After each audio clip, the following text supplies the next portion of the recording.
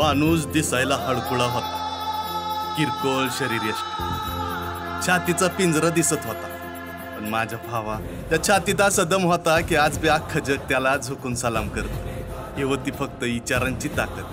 America, England, Germany, Korea, पृथ्वीवरच्या कुठल्या बी देशात जा, कुठं बी आज गांधी बाबाच्या विचारांनी प्रभावित झालेली, त्याच्या पुतळ्यापुढे नतमस्तक झालेली माणसं भेटतील.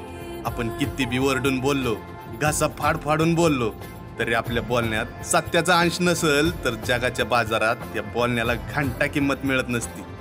त्या महात्म्याचा आवाज खणखणीत नव्हता, त्या चालण्यात रुबाब नव्हता. वाकून काठी टेकत हजारो लोकांसमोर तो यायचा, पालती मांडी घालून बसायचा आणि बसक्या आवाजात बोलत राहायचा. आवाजात चढ उतर नाहीत की टाळीबाज चटपटीत वाक्य नाहीत, पण त्याच्या विचारात निर्मळपणा होता. शब्दात भारत मातेवरची माया होती. रक्ताच्या थेंबात आपल्या मातीतल्या गोरगरिबांसाठीची आस होती. मानवतेची कास होती. सत्याची ताकद होती.